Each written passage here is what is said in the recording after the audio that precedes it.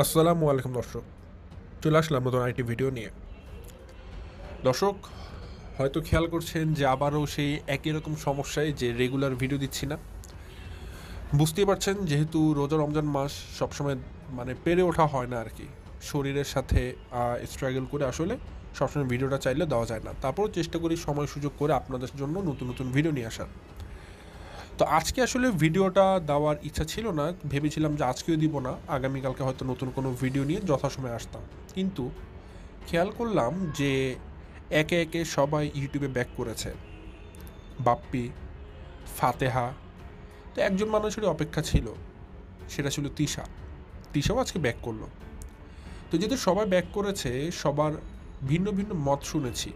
বাপ্পি সে একরকম মত নিয়ে এসেছিল, ফাতেহা সে তার মতো আরেকভাবে কথা নিয়ে এসেছিল, আর আজকে তিশা সেটা একদম আবায়ানা এবায়ানা হিজাব যাই বলুন না কেন, সুন্নতি পোশাক পরে একদম এসেছে হুজুর সেজে হুজরাতি করতে। তো সবার কথা শুনেছি, সবার কথা শুনে টুনে আমার কাছে অনেক কিছু মনে হয়েছে। অনেকগুলো ইনফরমেশন কালেক্ট করেছি, গ্যাদার করেছি বাপ্পি, ফাতেহা, তিশা তিনজনের কথাবার্তা শুনে, এবং অনেক কিছু তাদের বাচন ভঙ্গি, তাদের যে গেট আপ, তাদের যে কথাবার্তার ভঙ্গি, স্টাইল সব কিছু দেখে অনেকগুলো সিদ্ধান্ত নিয়েছি। অনেকগুলো কথাবার্তা আমার বলার আছে আপনাদেরকে। সব কিছু মিলিয়ে আজকের ভিডিওতে আমি আপনাদেরকে ছোট ছোট না, অনেক বড় বড় কয়েকটা জিনিস জানাবো। জিনিসগুলো অনেক আপনাদের কাছে তুচ্ছ হলেও জিনিসগুলো অনেক বড় যদি একটু ভেবে দেখেন।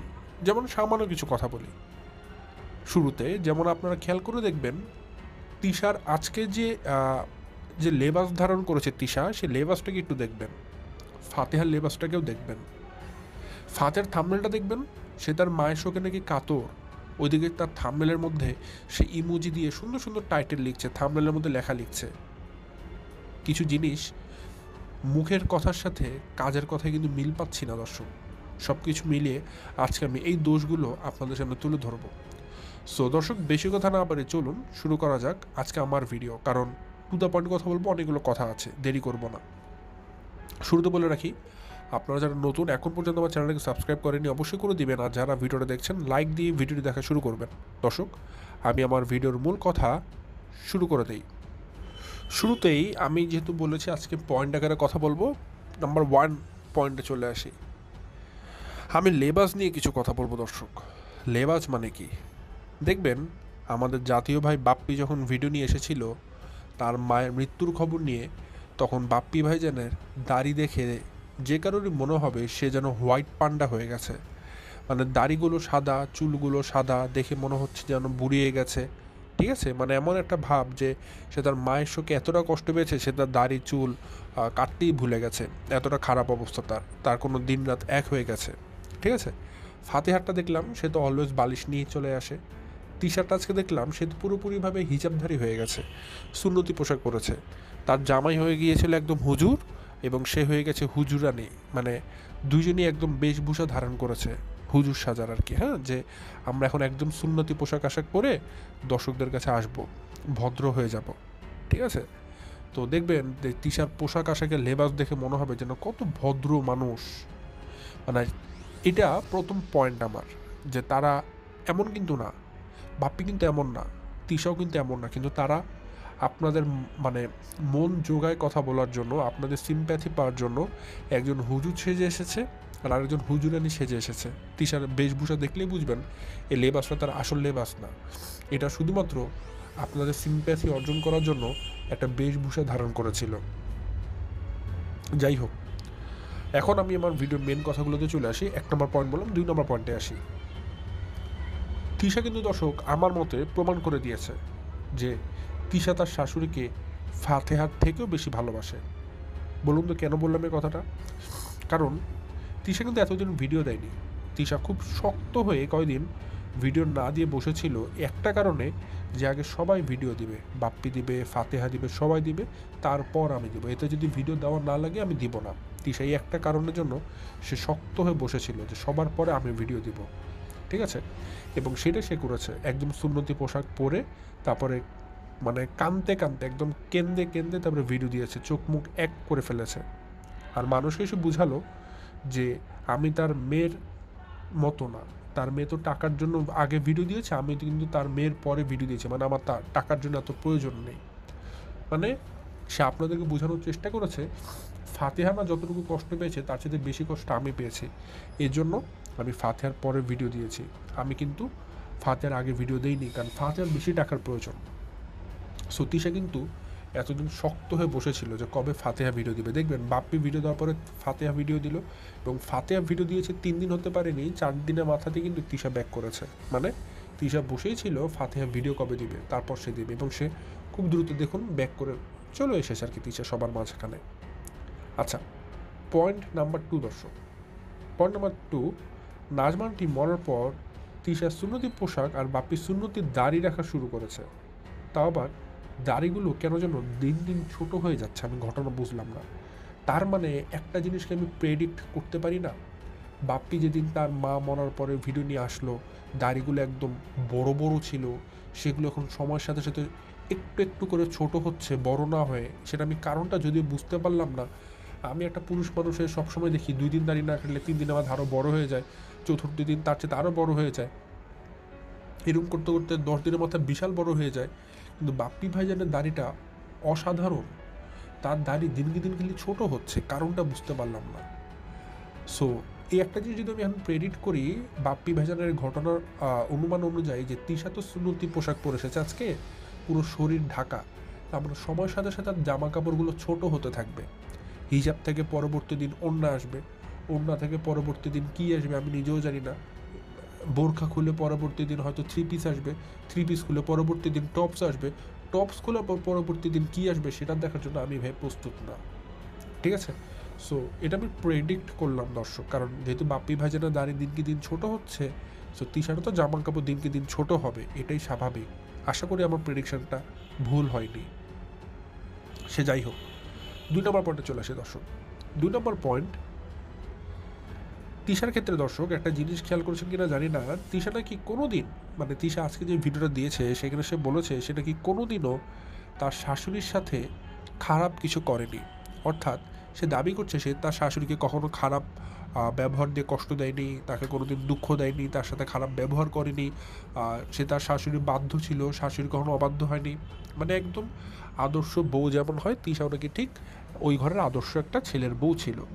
ঠিক আছে, মানে শাশুড়ির সাথে কখনোই খারাপ কিছু করেনি। এমনকি সে মানে রেফারেন্সও দিচ্ছে যে এলাকায় যারা মুরব্বীরা আছে, লোকজন আছে, তারা কোনোদিন নাকি এসে বলতে পারবে না যে তিশা তুমি কেন শাশুড়ি সেটা এটা করোনি, কেন ওটা করোনি, এটা তো ভালো করোনি, এরকম কোনো অবজেকশন কেউ দিতে পারবে না। কারণ সবাই দেখেছে তিশা কতটা ভালো মানুষ ছিল তার শাশুড়ির প্রতি, তিশা এটা দাবি করছে।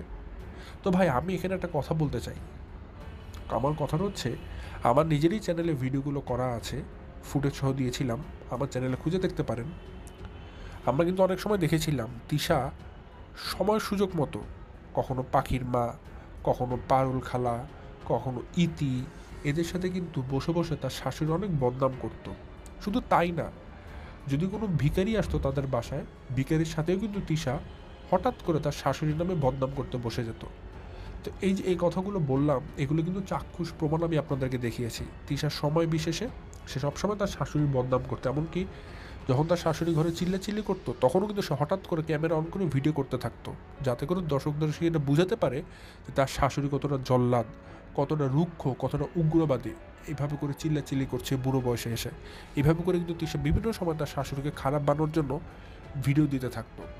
তো যেহেতু এই কাজগুলো তিশা করেছে, তাহলে আমি আবার তিশার কাছ থেকে জানতে চাই তিশা যে দাবি করছে সে কোনোদিন খারাপ কিছু করেনি, খারাপ কিছু মানে কি এটা যে সামনাসামনি গালিগালাজ করা? তিশা যে কাজগুলো করেছে, যেগুলো আমি এখন বললাম, সেগুলো কি খুব ভালো কাজ করেছে? শাশুড়িকে খারাপ বানানোর জন্য বিভিন্ন মানুষের কাছে বদনাম করা, ইউটিউবে মানুষদের কাছে খারাপ বানানোর জন্য শাশুড়ির উগ্রবাদী কিছু কথাবার্তাগুলোকে তুলে ধরা, এগুলো কি তিশা ভালো করেছিল? আমার কাছে তো মনে হচ্ছে না। সো তিশা যে দাবিটা করছে, আমি গ্যারান্টি দিয়ে বলতে পারি সেটা সম্পূর্ণ একটা ভ্রান্ত ধারণা। তিশা নিজেকে একদম ফেরেশতা সমতুল্য নিজেকে মনে করছে আর কি, সে অনেক কিছু করে ফেলেছে তার শাশুড়ির জন্য। আসলে সে কাজকলা করেছে, কাজকলা ছাড়া কিছুই করেনি। পয়েন্ট নাম্বার 3, তিশা নাকি দর্শক বাপ্পির মুখের দিক তাকাতেই পারছে না কষ্টে। মানে বাপ্পির নাকি অবস্থা এতটা খারাপ হয়ে গেছে, তিশা নাকি বাপ্পির দিকে তাকালেই তার কষ্টে বুক চিরে ফেটে যাচ্ছে, বাপ্পি এত কষ্ট পাচ্ছে। আচ্ছা, আমি ভাই আপনাদেরকে প্রশ্ন করতে চাই দর্শক, বাপ্পির কি আসলে মনে কষ্ট আছে? আপনারা কি মনে করেন? এই কথাটা কেন বললাম দর্শক, কারণ আপনারা যদি আজকে বাপ্পির ভিডিওটা দেখেন, আমি মনে করি আপনারা প্রমাণ পেয়ে যাবেন। আজকে বাপ্পি তানজিলাদের বাসায় গিয়েছে, ঠিক আছে? তো সেখানে গিয়ে আমি দেখছি বাপ্পির মুখ থেকে দাঁতগুলো যেন বন্ধই হচ্ছে না। বাপ্পির মুখে 32 পাটির জায়গায় আমি মনে হচ্ছে যেন 40টা দাঁত দেখতে পাচ্ছি। এত বড় বড় করে দাঁতগুলো বের করে রেখেছে, খুশিতে আনন্দে আটখানা হয়ে। আমি থাম্বনেলে সেই ছবিগুলো বসিয়ে দিয়েছি, আপনারা দেখে নিতে পারেন। শুধু কি তাই?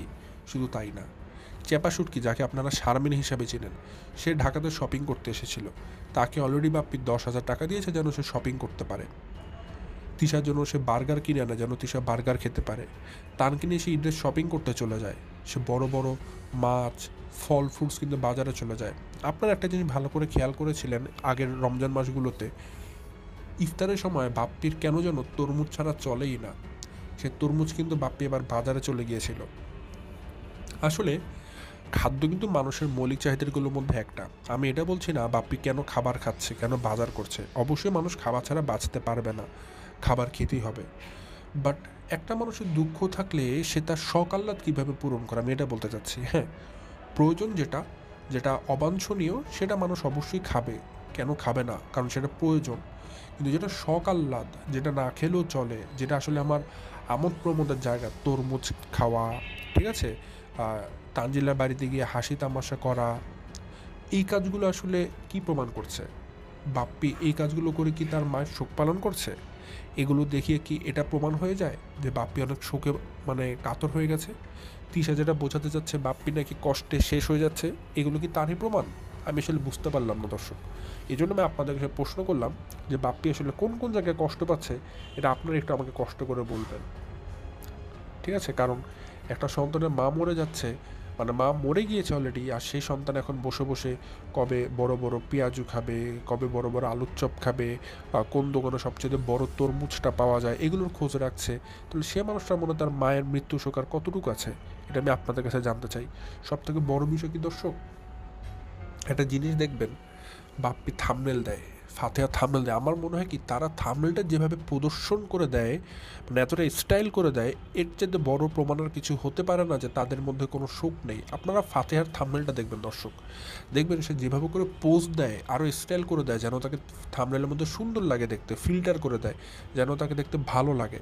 তো যে মানুষ তার থাম্বনেল মেক করার সময় এতটা নিজেকে পোজ পাস দিয়ে তোলে, ঠিক আছে, সে মানুষটার মধ্যে আসলে কিসের কষ্ট দর্শক আমি বুঝতে পারলাম না। বিশেষ করে ফাতেহার কথা এখন বলছি, তার থাম্বনেলটা দেখলে অনেক কিছুর উত্তর আপনারা পেয়ে যাবেন, ঠিক আছে? একটা মানুষ তার মাকে নিয়ে এত সুখে থাকলে থাম্বনেল বানানো এত সময় কীভাবে পায়, এত পোস্টপাস কীভাবে দেয়? সেই জায়গায় তিশারটা আজকে দেখবেন, তিশা মনে হচ্ছে ধরে একটা থাম্বনেল দিয়ে তুলে দিয়েছে, কোনো থাম্বনেল মেক করেনি। যদি এগুলো একটা নাটক আর কিছুই না, সব কিছু মানে প্ল্যান প্রোগ্রাম করে তিশা এতদিন পর এসেছে যেন তাকে নিয়ে কোনো মানে রোস্টিং করতে না পারে, বাট তারপরও তার ভুল আমি আজকে ধরে দেখাচ্ছি আপনাদেরকে। তো যাই হোক, অনেকগুলো পয়েন্টই বললাম দর্শক।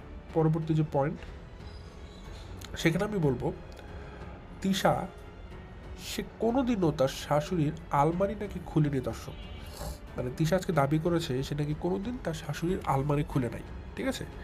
কিন্তু তিশা নাকি জানতো, মানে তিশা জানতো যে তার শাশুড়ি আসলে তার আলমারির চাবিগুলো আসলে কোথায় রাখছে আর টাকাগুলো কোথায় রাখে, এটা তিশা নাকি খুব ভালোভাবে জানতো।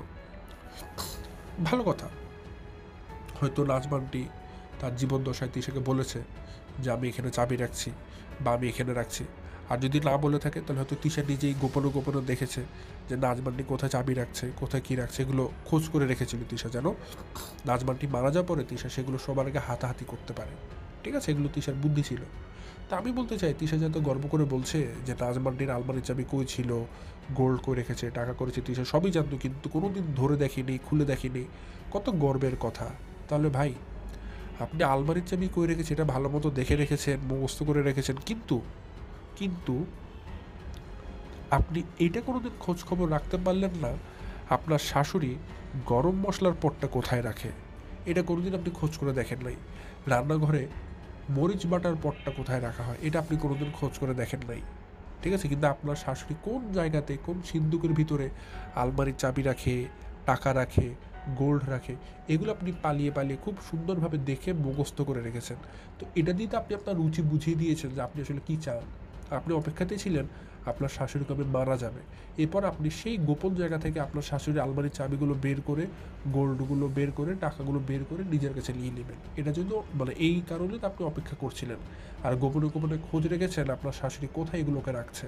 কিন্তু কোনোদিন রান্নাঘরের জিনিসপত্রগুলো খোঁজ রাখেননি, যে রান্নাঘরে আপনার শাশুড়ি কোথায় গরম মশলার পট রাখে, কোথায় মরিচ বাটার পট রাখে, এগুলো কোনোদিন আপনি খোঁজ রাখার চেষ্টা করেননি। তাহলে আপনি বলুন যে আপনার আসলে চাওয়াটা কী ছিল। আপনি নিজে কিন্তু আপনার চাওয়াটা বুঝিয়ে দিয়েছেন, আপনি আপনার শাশুড়ির কাছ থেকে কী চাচ্ছেন, আপনার কথাতেই কিন্তু সেটার প্রমাণ হুবহু আমরা পেয়ে গেছি। নেক্সট যে পয়েন্টটা বলবো দর্শক, সেটা হচ্ছে গিয়ে তিশা তার ভিডিওতে আজকে বলেছে যে তিশা নাকি ঢাকাতে যেতেই চায়নি, তার শাশুড়ি নাকি তাকে জোর করে বলেছে তুমি গিয়ে একটা হরমোনের ডাক্তার দেখিয়ে আসো। এবং এই ঘটনাটা আমরা সবাই জানতাম, বাট মূল ঘটনা প্রবাহটা আমরা জানতাম না। মানে তিশা বলেছে নিজের মুখে আজকে যে তার শাশুড়ি নাকি জোর করে আজকে না মানে ওই সময়তে জোর করে ঢাকাতে পাঠিয়েছিল, যাও গিয়ে তুমি একটা হরমোনের ডাক্তার দেখিয়ে আসো। ঠিক আছে, তিশা নিজের মুখে কথাটা বলেছে। তো আমার এখানে একটা কথা আছে, তিশার শাশুড়ি তিশাকে জোর করে হরমোনের ডাক্তার দেখাতে ঢাকা পাঠিয়েছে, না হলে নাকি তিশা কোনোদিন ঢাকাতে আসতো না। তো তিশা আপনাকে একটা প্রশ্ন করতে চাই, ঠিক আছে আপনি ঢাকায় আসতেন না, তার মানে আপনি পাবনাতে থাকতে চাচ্ছিলেন, তাহলে আপনার শাশুড়ি তো আপনাকে সর্বোচ্চ হরমোনের ডাক্তার দেখাতে বলেছিল, কিন্তু আপনাকে কি বলেছিল আপনার ভাবির আকিকা খাওয়ার জন্য পদ্মাচরে যেতে? পদ্মাচরে কি কোনো হরমোনের ডাক্তার বসে? ওখানে কি কোনো বিশেষজ্ঞ প্রফেসর ছিল পদ্মাচরে যার কাছে আপনি আপনার হরমোনের ট্রিটমেন্টের জন্য যাচ্ছিলেন? যদি না হয় তাহলে আপনি কেন পদ্মাচরে গেলেন? হ্যাঁ, আপনার শাশুড়ি তো আপনাকে সর্বোচ্চ ঢাকায় যেতে বলেছে, সেটাও আপনি যে নাকি যেতে চান নাই, জোর করে গিয়েছেন, তাহলে পদ্মাচরে কেন গেলেন? রাতারাতি স্বামীর সাথে রাগারাগি করে নাকি পরের দিন একা একা মেকে নিয়ে আপনি পদ্মাচরে চলে গিয়েছিলেন, কারণটা কি? সেটার কারণটা বলতে পারেন? সেটার উত্তরটা তো এখনও দিতে পারছেন না। এই কাজগুলো করেই কিন্তু আপনারা প্রমাণ দিয়েছেন যে আসলে আপনার শাশুড়ি আপনাকে ঢাকাতে যাওয়ার জন্য চাপ দিয়েছিল, নাকি আপনি নিজে আপনার শাশুড়িকে চাপ দিয়ে ঢাকাতে এসেছিলেন। আসলে কথাটা এখন আসলে আপনার শাশুড়ি মারা গিয়েছে, তো যার যেমন মন হচ্ছে তেমন একটা গল্প বানিয়ে বলে দিচ্ছেন। ঘটনার মূল প্রভাব ছিল দর্শক এটা, নাজমানটি তিশাকে বলেনি যে যাও গিয়ে ঢাকাতে হরমোনের ডাক্তার দেখিয়ে আসো, বরং তিশা নিজে তার শাশুড়িকে চাপ দিয়েছে আমি ঢাকাতে যাব, ঢাকা থেকে আমি আমার নিজের বাবার বাড়িতে যাব, সো আপনি আমার ছেলেকে দেখে রাখবেন। তিশা ডিরেক্টলি তার শাশুড়িকে এভাবে অর্ডার করে তারপরে বের হয়েছিল। তার শাশুড়ি কখনোই তিশাকে বলেনি যাও গিয়ে হরমোনের ডাক্তার দেখিয়ে আসো তুমি। এটা তিশা মিথ্যা কথা বলছে, এমনকি বাপ্পি ফাতে সবাই মিথ্যা কথা বলেছে, নিজেরা নিজেদেরকে এখন সাফাই দিচ্ছে আর কি। কারণ মানুষটা তো মারা গেছে, এখন যার যেভাবে মন যাচ্ছে সে সেভাবে করে একটা করে গল্প বানিয়ে দিচ্ছে। দর্শক সবাই গল্প বানাচ্ছে। তো তিশাকে এটা নিয়ে আর একটা কথা বলতে চাই, যেহেতু আপনার শাশুড়ি আপনাকে বলেছে যাও ঢাকা গিয়ে ডক্টর দেখিয়ে আসো, খুব ভালো কথা, ঠিক আছে। তো ভাই আপনি কি কোনোদিন আপনার শাশুড়িকে বলেছেন মা অনেক তো ডাক্তার দেখিয়েছি, তো চলেন এবার আপনার একটা ডাক্তার দেখাই, আপনার তো বুকে ব্যথা করে, হঠাৎ হঠাৎ বুকে ব্যথা উঠে, পেন উঠে, আপনার একটা ভালো ডক্টর দেখানো উচিত, চলেন আমার সাথে চলেন একটা ডাক্তার দেখাই আসি? জীবনে বলেছেন কি? বলেননি। কিন্তু আপনার শাশুড়ি আপনার ডাক্তার দেখানোর জন্য, ট্রিটমেন্টের জন্য ঢাকা পাঠিয়ে দিয়েছে, কিন্তু আপনি কোনোদিন আপনার শাশুড়ি ট্রিটমেন্টের জন্য ব্যবস্থা করেননি, এমনকি বাপ্পিও করেনি, আপনিও করেননি। বাট আপনাদের কি কোনোদিন মনে হয়নি যে আপনার শাশুড়ি মুমূর্ষ, হার্টে ব্যথা হতে কয়দিন পর পর তার একটা ভালো ট্রিটমেন্টের দরকার আছে, ভালো ওষুধপত্র খাওয়ানোর দরকার আছে? এটা কি কোনোদিন আপনাদের মনে হয়নি? যদি মনে না হয়ে থাকে তাহলে ভালো কথা, বাট যদি মনে হয়ে থাকে তাহলে কেন নিয়ে যাননি? আপনার শাশুড়ি যে আপনাকে বলছে ডক্টর দেখানোর জন্য, তাহলে আপনি কেন আপনার শাশুড়িকে কোনোদিন ডক্টরটা দেখালেন না? এখন মারা গিয়েছে, এখন কি কবর থেকে লাশ উঠিয়ে তারপর ডাক্তার দেখাতে যাচ্ছেন? এটা চাচ্ছেন আপনি? বুঝতে পারছেন আপনি আসলে কি চাচ্ছেন? আসল কথা কি দর্শক, তিশা কোনোদিনও তার শাশুড়িকে একটা দামি জিনিস দেয়নি, শাশুড়ির পিছনে কোনো খরচই করেনি, তাহলে ডাক্তার কেন দেখাবে? আমি আমার সর্বশেষ ভিডিওতে বলেছিলাম সে কাজের লোকদেরকে, বিভিন্ন পাড়া প্রতিবেশীদেরকে বিভিন্ন দামি দামি গিফট করে, যেমন পারুল খালাকে, যেমন সালমানের মাকে তো গোল্ডের জিনিস দিয়েছে, দামি জিনিস, কিন্তু সে কোনোদিন তার শাশুড়িকে ভালো কিছু দেয়নি। হ্যাঁ দিয়েছে, শাশুড়ির জন্য কী এনেছে এবার জানেন? ঢাকা থেকে লুস্তি নিয়ে এসেছে, 10 টাকা লুস্তি, যেটা দিয়ে গরম পাতিল ধরা হয়। তার মানে তিশা সর্বোচ্চ তার শাশুড়ির জন্য এতটুকুই করতে পারবে, লুসলি। এটাকে আবার বাপি অনেক গর্ব করে দেখাচ্ছে, আব্বার জন্য তিশা আবার লুসলি এসেছিল, বাবারে বাবা। অথচ সালমানের মায়েদেরকে গোল্ডের কানের দুল এগুলো গিফট করে তিশা। তা বলে তিশার কাছে তার শাশুড়ি মূল্য কতটুকু, এই সমস্ত ছোট ছোট ঘটনা দিয়ে কিন্তু খুব ভালো প্রমাণ পাওয়া যায় দর্শক। তিশাকে বলতে চাই দর্শক, তিশা তো বারবার বুঝাচ্ছে সে আসলে তার শাশুড়িকে কতটা ভালোবাসতো। তো আমি তিশাকে বলতে চাই, আচ্ছা আপনি এত ভালোবাসতেন তাহলে আপনার শাশুড়ির সাথে একই ছাদের নিচে কেন থাকতে পারলেন না? একই বিল্ডিংয়ে থেকেও কেন আপনার শাশুড়িকে আপনি আলাদা করে দিলেন? কেন শেষ বয়সে আপনার শাশুড়িকে আলাদা রান্নাঘরে রান্না করে খেতে হতো? কেন একই সাথে একই রান্নাঘরে আপনি রান্না করে ম্যানেজ করে চলতে পারলেন না? কী কারণে? তাহলে ভালো বাসাটা কোন জায়গাতে ছিল আপনার? আমি তো বুঝতে পারছি না। এই কয়েকদিন আগের কথা দর্শক, মাত্র কয়েকদিন আগের কথা, তাজিলাদের বাড়ি থেকে সবাই এসেছিল। সালমানের মাও এসেছিল, আপনাদের খেয়াল আসে হয়তো। সবাইকে তিশা টেবিল ভর্তি খাবার দিয়েছিল। খেয়াল করে দেখুন, মনে করে দেখুন। বাট ওই সময়তে কিন্তু নাজবান্ডিও এসেছিল, কিন্তু নাজবান্ডিকে একটাবারও তিশা বা বাপ্পি কেউ বলেনি খাবার খেতে বসেন মা, আপনি আমাদের সাথে খেয়ে যান। কেউ বলেনি। একটা অসহায় মানুষের মতো টেবিলের একটা কোনায় দাঁড়িয়েছিল না, মানে দাঁড়িয়েছিল নাজবান্টি, এবং সব কিছু দেখছিল। এরকম প্রায়ই তাকে দেখা যেত। বাপ্পি তিশু উপরতলাতে ভালো ভালো খাবার খেত, আর নাজবান্টি নিজের মতো করে নিচ তালাতে বসে ভর্তা বাটি খেয়ে থাকতো। এবং যখন উপরে যেত সেখানে দেখতো তার ছেলে বড় মতো ভালো খাবার খাচ্ছে, কিন্তু কোনোদিন তাকে তার ছেলে বা ছেলের বা বলেনি মা বসেন আজকে আমাদের সাথে খেয়ে যান, কোনোদিন বলেনি। তো বলুন, এরকম কুলাঙ্গারের বাচ্চার কয়টা আছে? এরকম অপদার্থ মানুষ কয়টা দেখেছেন যে নিজেরা টেবিল ভর্তি খাবার খাচ্ছে, অথচ একটাবারও নিজের মাকে বলছে না মা বসেন একসাথে খাবারটা খেয়ে যান আমাদের সাথে? একটাবারও বলছে না। সো এটা কি অবশ্যই নাজমাটির মনে কষ্ট লাগেনি যে এতগুলো খাবার কিন্তু আমাকে একটাবার কেউ বলছে না খেতে বসতে? হয়তো তিনি কখনোই কিছু মনে করেননি, কিন্তু দুঃখ কিন্তু অবশ্যই মনে লেগেছে। কিন্তু কোনোদিন মুখ বলে না বুক ফাটে, তবু মুখ ফাটে না, ঠিক নাজমাটির সাথে সেটাই হতো। কোনোদিন মুখ ফেটে বলেনি যে আমাকে এইভাবে কেন কষ্ট দিচ্ছ তোমরা। তিশা কিন্তু খুব তার শাশুড়ির সাথে বেয়াদবি করতো দর্শক, এটা আমি সাক্ষী, এটা নিয়ে অনেক ভিডিও করেছিলাম। প্রায় সময় সে তার শাশুড়ির সাথে বেয়াদবি করতো। আর বাপ্পিকেও কথায় কথায় লাগিয়ে দিত বকা খাওয়ানোর জন্য।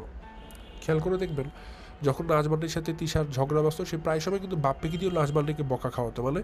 বাপ্পির সাথে উচ্চবাচ্য করতো, পরে বাপ্পিকেও বলতো, বাপ্পি কি পরে তার মার সাথে বকাবকি করতো।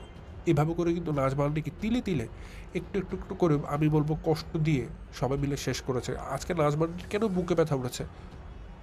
সে তো স্বাভাবিকভাবে মারা যেতে পারতো, তার তো অন্য কোনো রোগ হতে পারতো। হার্টের রোগটাই কেন হলো? কারণ তাকে মানসিকভাবে অনেক স্ট্রেস দেওয়া হয়েছে, তাকে অনেক চাপ প্রয়োগ করা হয়েছে। চাপগুলো তিনি নিতে না পেরে, সহ্য করতে না পেরে তার বুকে রোগ বেঁধে গেছে। ঠিক আছে, কারণ যখন দেখবে তার ছেলে তাকে এভাবে করে চাপ প্রয়োগ করে, তার ছেলের উপর চাপ প্রয়োগ করে, সাংসারিক তো ঝই ঝামেলা, অবশ্যই তার মনে দুঃখ লাগবে, কষ্ট লাগবে, চাপা ক্ষোভ লাগবে। সেই বসে তাকে আলাদা করে দিয়েছে, এগুলো তার মনে একটা দুঃখ, একটা চাপ ছিল। সে চাপ থেকেই তিনি কিন্তু আজকে হার্টের রোগ নিয়ে মারা গেছেন। এমনকি আপনারা কি এটা খেয়াল করছেন দর্শক, তানকেও কিন্তু তিশা শিখিয়ে দিয়েছিল তার দাদির সাথে বেয়াদবি করার জন্য। খেয়াল করে দেখবেন বাপ্পি কতটা অপদার্থ, সে কিন্তু তাবিয়াকে তার দাদির নামে মিথ্যা কথা শিখিয়ে ভিডিও করতে বসিয়েছে কিছুদিন আগে। তানকে কিন্তু প্রায় সময় দেখা যেত তার দাদিকে যতই ভালোবাসতো না কেন, তাবিয়া তার দাদিকে ভালোবাসতো, সেটা ভালোবাসা যায়, কিন্তু প্রায় সময় কিন্তু উচ্চবাচ্য করতো। দেখবেন তিশা, একদিন আমি একটা ভিডিও দিয়েছিলাম, তিশা ভিডিও করছিল, ওই সময় তার নাজমান্ডি চিল্লি করছিল, তখন তান এসেছিল, তানকে সে চোখ টিপ দিচ্ছে, কারণ তারা দুজন মজা করছে, এটাকে ভিডিও করছে, দর্শকদেরকে দেখাবে যে নাজমান্ডি কতটা উগ্রভাবে চিল্লাচিল্লি করে। তো এগুলো কিন্তু একরকম সন্তানকে উস্কে দেওয়া, সন্তানকে একটা খারাপ শিক্ষা দেওয়া, যে দেখ আমি কি করছি তুইও করবি এরকম। এটা কিন্তু একটা খারাপ শিক্ষা দিচ্ছিল তিশা তার সন্তানকেও। এখন তিশা ভিডিও দিচ্ছে কিভাবে করে দর্শক, নাকে কাঁদতে কাঁদতে, এত কাঁদছে কল্পনার বাহিরে, একদম কাঁদতে কিন্তু ফুলে ফেপে উঠেছে, সে দমও নিতে পারছে না, তার শ্বাস ফিরাতে পারছে না, শ্বাস বন্ধ হয়ে যাচ্ছে কাঁদতে কাঁদতে। ঠিক আছে, কেন? এখন নাকে কেন্দ্রে মানুষ বাজে কথা বলছে এই কারণে, যেহেতু মানুষদেরকে দেখছেন দর্শক, যে যার মতো করে খালি বকাঝকা করছে, গালিগালাজ করছে, তিশাকে, বাপ্পিকে, ফাতেকে, যার একদম চরম আকারে ধৌত করছে, এবং সবাই কিন্তু লজ্জাতে কমেন্ট সেকশন ডিলিট করে দিয়ে অফ করে রেখেছে। তো এই কারণে দর্শকদের যেন বাজে কথা শোনা না লাগে, এর জন্য এখন নাকে কান্না করে ভিডিও দিচ্ছে, আর দর্শকদেরকে বুঝাচ্ছে যে দেখেন আমি ভাই অনেক ভালোবাসতাম আমার শাশুড়িকে, অনেক ভালোবাসতাম। এই জিনিসটা বোঝানোর জন্যই কিন্তু এখন এরকম নাকে কেঁদে কেঁদে ভিডিও দিচ্ছে, আর অন্য কোনো কারণ নেই। তার শাশুড়ি দর্শক, নাজমান্ডি যখনই একটু চিল্লাতো, আপনাদের কি খেয়াল পড়ে, যখনই একটু চিল্লাতো সাথে সাথে ক্যামেরা ধরে পুরো ওয়াইটিবাসীকে জানিয়ে দিত তার শাশুড়ি কতটা খারাপ। এখন মরার পর অনেক গুণ বের হয়েছে আর কি নাজমানটির। কই, জীবিত থাকতে তো নাজমানটির কোনো গুণ দেখিনি, কোনোদিন শুনিনি আপনি নাজমানটির কোনো গুণ বলছেন ক্যামেরা অন করে। সবসময় তো দেখতাম নাজমানটির কি যখন চিল্লাচিল্লি করছে, রাগারাগি করছে, সাথে সাথে ভিডিও করতেন। এটা নিয়ে অনেক রোস্টিং ভিডিও করেছি, কিন্তু কোনোদিন তো নাজমানটির একটা প্রশংসা করেননি। সবসময় শুনেছি নাজমানটির বদনামটাই, যে নাজমানটি এটা করেছে, নাজমানটি ওটা করেছে। কেন ভাই, ভালো কি কিছু করেনি? এখন মারা গিয়েছে, এখন মরা মানুষটাকে নিয়ে কি প্রশংসা করতে বসেছেন? কারণ এখন পুরো বাড়ির চাবিটা আপনার হাতে, পুরো আলমারির চাবিটা আপনার হাতে, পুরো গোল্ডগুলো এখন আপনার হাতে, পুরো দোতলা বাড়ির মালিক আপনি এখন হয়েছেন। এই জন্য কি এখন খালি বুক ফুলে খালি প্রশংসা বেরোচ্ছে দর্শকদের সিম্প্যাথি নেওয়ার জন্য? হাইরে মানুষ। দর্শক, last but not the least, অনেকগুলো কথা তো বললাম, তো এর মধ্যে একটা কথা আমার কাছে না বললেই না। তিশাকে দেখবেন যে কীভাবে করে ভ্যাটকায় কাঁদছিল, একদম ভ্যাটকায় ভ্যাটকায় কাঁদছিল। এখন এই কান্দার পেছনে আরও একটা কারণ আছে। দেখবেন ফাতেহা কিন্তু এভাবে করে তিশার মতো কান্দে নাই, ঠিক আছে? তিশা যেমন করে কাঁদছে, কাঁদতে কাঁদতে একদম নাক মুখ চোখ এক করে ফেলেছে, আর নাকের মানে নাকের ঝোল পড়ছে একদিক দিয়ে, চোখের ঝোল পড়ছে একদিক দিয়ে, মুখ থেকে ঝোল পড়ছে একদিক দিয়ে, হ্যাঁ, তিনটা ঝোল মিলে হয়ে গিয়েছে একটা বিষাক্ত কিছু। এই ঝোলগুলো নিয়ে সে আবার মুখের মধ্যে লেপটে লেপটে কসলাচ্ছে, ঠিক আছে? ফাতিহা কিন্তু এভাবে করে কান্না করে নাই, তিশা যেভাবে করে কান্না করছে। তার মুখ্য কারণ কি জানেন? কারণ তিশা আপনাদেরকে বোঝানোর চেষ্টা করছে যে সে নাজমানটিকে ফাতেহার থেকেও বেশি ভালোবাসতো। এই কারণে ফাতেহার মনে কোনো দুঃখ লাগে নাই, বেশি একটা কান্না করে নাই। ওই যে বললাম থাম্বনেলটা দেখবেন, সেটাও বুঝাচ্ছে তার থাম্বনেলটা দিয়ে যে সে থাম্বনেলে কোনো এডিট করে নাই, সে জাস্ট ভিডিও আপলোড করে দিয়ে দিয়েছে। থাম্বনেলে অটোমেটিক যেটা ইউটিউব দিয়েছে সেটাই তার থাম্বনেলে সেট হয়ে গেছে। কিন্তু ফাতেহা দেখবেন খুব সুন্দর করে একটা অর্গানাইজড ওয়েতে তার জন্য একটা থাম্বনেল মেক করেছে, সেটা ভিডিওতে পোস্ট দিয়েছে, তারপরে কিছু একটা কথা লিখে তারপরে ভিডিওটা আপলোড করেছে আকর্ষণীয় করে তোলার জন্য, যেন প্রত্যেকটা দর্শকের কাছে তার ভিডিওটা ভালো লাগে। কিন্তু তিশা কিন্তু এই কাজগুলো করে নাই, ঠিক আছে? তিশা কিন্তু তার মতো করে জাস্ট ভিডিওটা দিয়ে ছেড়ে দিয়েছে। এটা আপনাদেরকে বোঝানোর জন্য, দেখেন আমি আমার শাশুড়িকে বেশি ভালোবাসতাম, আমি আমার শাশুড়ির জন্য বেশি কষ্ট পেয়েছি, আমি আমার শাশুড়িকে নিয়ে ব্যবসা করতে চাই না, এই কারণে থাম্বনেল মেক করি নাই, যেভাবে পেরেছি খালি কোনো মতো ভিডিওটা দিয়েছি। আমি কীভাবে করে কান্না করছি দেখেন, আর ফাতেহাকে দেখেন, সে কোনো কান্নাই করে নাই। তো এগুলো কি দর্শক এখন প্রত্যেকটা মানুষের জন্য একটা ব্যবসার কারণ হয়ে দাঁড়িয়েছে।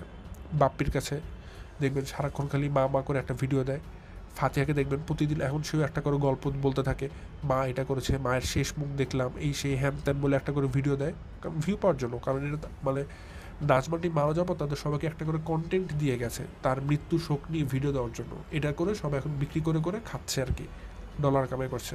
তো তিশা কেন বাদ যাবে? তিশাও আজকে থেকে পার্টিতে জয়েন করেছে। তো পার্টি তো মাত্র শুরু হ্যাঁ দর্শক, পার্টি মাত্র শুরু হয়েছে। এই পার্টি কবে শেষ হবে জানি না। বাপ্পি সবার আগে পার্টি শুরু করেছিল, ফাতেহা জয়েন করেছে এবং তিশাও জয়েন করলো। এখন তিনজন মিলে এই পার্টি কয়দিন চালাবে এটা বুঝতে পারছি না দর্শক। এটা এখন কয়দিন চলে সেটা এখন দেখার পালা। তো যাই হোক, এগুলো বলতে গেলে দর্শক ঘৃণা চলে আসে, নিজের কাছে লজ্জা লাগে। একটা মৃত মানুষকে নিয়ে মানুষ কতটা ছোট লোক না হলে এভাবে করে ব্যবসা করতে লাগে। অনেক কথাই বললাম দর্শক, তিশা আজকে ভিডিও দিয়েছে, সেটা নিয়ে একটা প্রত্যুত্তর ভিডিও দেওয়া আমার দরকার ছিল, তাই আজকে ভিডিওটা দিলাম। সো আজকে এই পর্যন্তই, আজও বেশি কথা বাড়াচ্ছি না, এখান থেকে বিদায় নিচ্ছি দর্শক। সবাই ভালো থাকবেন, সুস্থ থাকবেন, আসসালামু আলাইকুম।